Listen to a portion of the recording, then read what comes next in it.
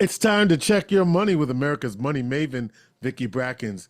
Vicki Brackens is the president of Brackens Financial Solutions Network, LLC, and a registered representative of LPL Financial, member SIPC. Vicki, what's up? You ready?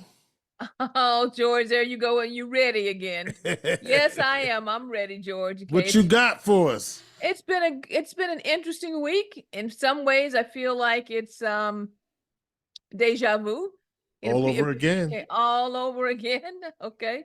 Because we have again had the Federal Reserve and the chairman, Powell, go ahead and give us the prognostication or the prediction or the good word. I don't know how you want to call it this time, but to talk to us again about what's happening with the economy and what's happening concerning interest rates and most of all, inflation.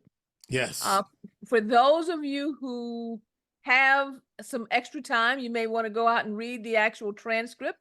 One of the things that's nice when the transcript is published is that the way they publish the transcript is that from each different quarter, as the transcript comes out, it's marked up so that you can see what has changed very easily because it's red marked, so you can follow through. This is what they said last time. This is what they said this time. And what's amazing is sometimes it's just one word that may be changed in a paragraph that totally changes the direction. But in this case, when we look at the transcript, one of the things that we see here is that the word confidence is emphasized over and over again, and that they do not have the confidence at this point in time to make changes to anything related to interest rates because they have not seen a confidence or start to feel a confidence in the fact that what has already been done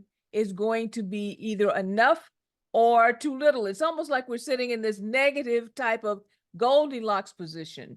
So what has happened is that basically Wait, hold up. Goldilocks? Yes, What you mean Goldilocks? Goldilocks. Okay. Okay. Vicky, Yes. explain, please. Okay. All right. I forgot my bell. You know, I keep forgetting to bring that bell. Yeah, the bell. Let's go. But when I say Goldilocks, what I mean is that the porridge is too hot or too cold. Okay, it's basically, got you. All right. We're in a stalemate type of position where we don't have full recognition of a particular direction so that they can make a choice whether or not to increase interest rates or lower interest rates. So we are now, again, for the third meeting in a row, with a decision to do nothing, to change nothing at this point in time. But here's something they also said.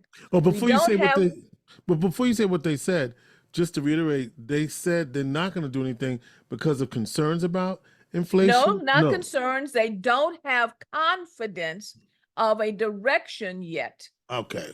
Okay, meaning that they don't see enough in the data to make them fully confident that we're moving in one direction or another. Or the other. Okay. Exactly. All so right, that's why I call it a Goldilocks. It's not too hot, not too cold. We're just right here in a position where they don't have the confidence to see the direction that is starting to move them into a decision.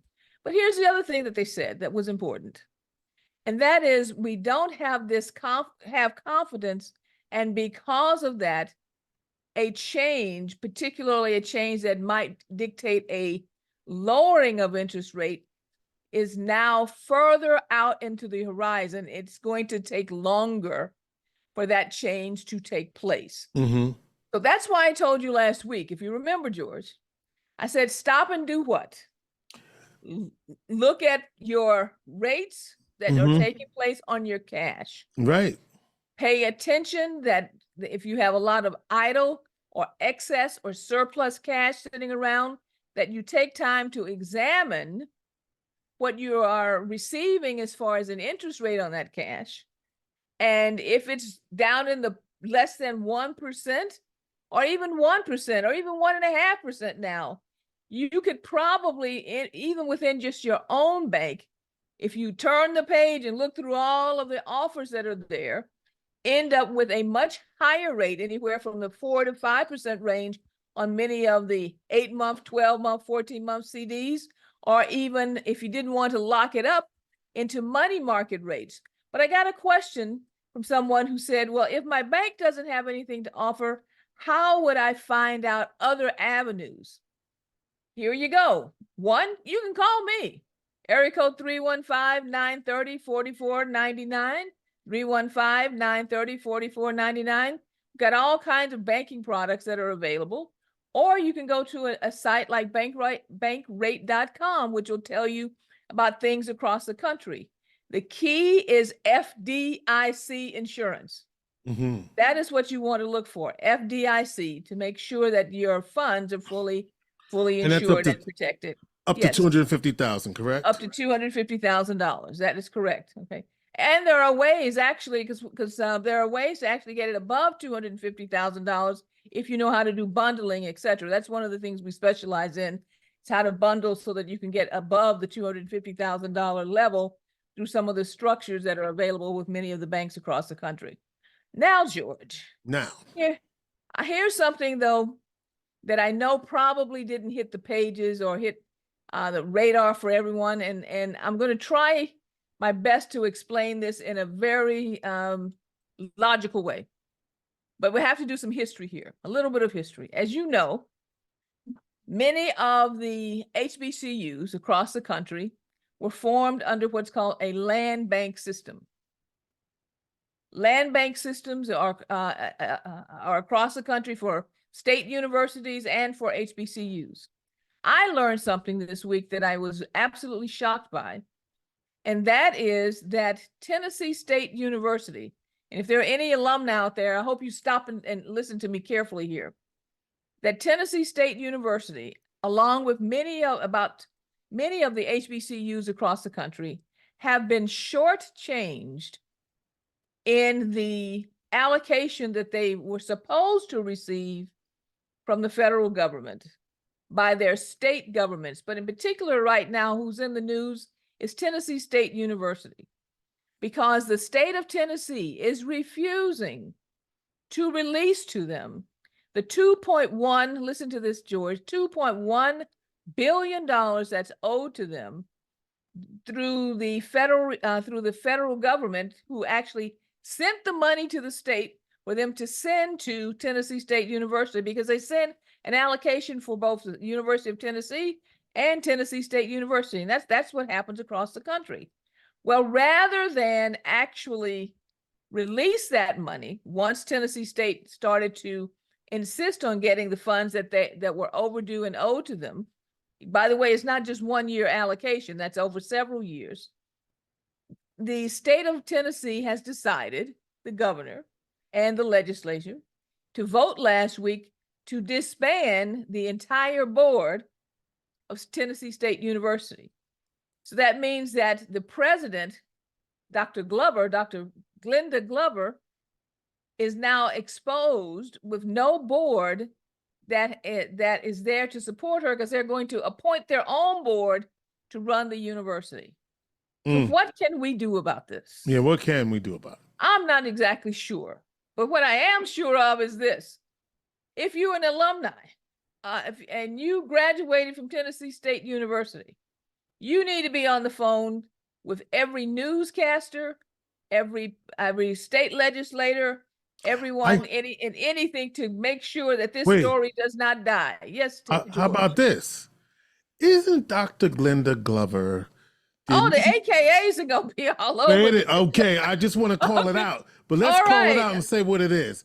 Yes, sir. Dr. Glenda Glover, the former national president of Alpha Kappa Alpha. So, Soros, okay? Yes.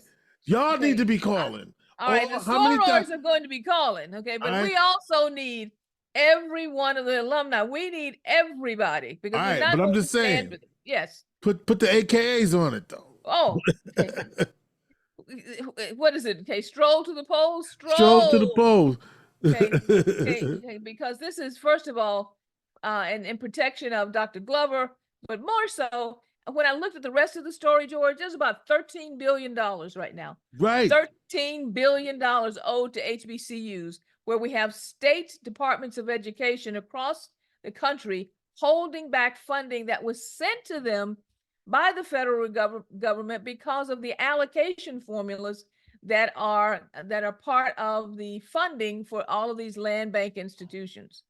What do we talk about money all the time? When you That's right. don't, when you have systems that cause problems that are holding back economic wealth, and then you want to say that the institutions are not performing at the level that they should be, when you're holding back $13 billion, what else do you expect? Yeah. So this is news that I hope everyone will follow up on.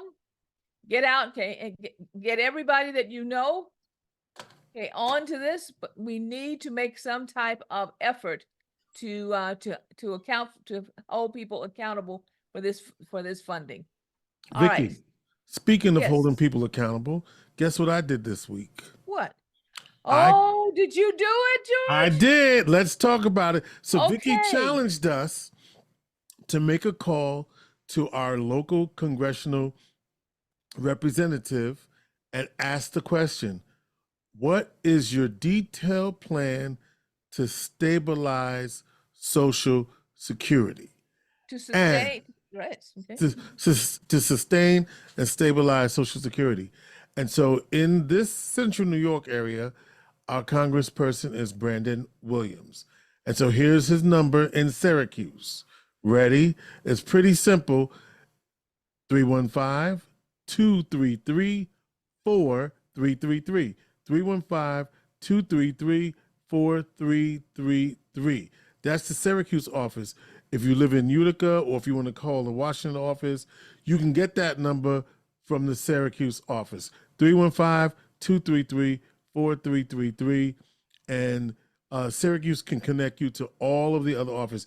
Call the office and say, listen, I want to know what Congressman Williams' detailed plan is to stabilize Social Security.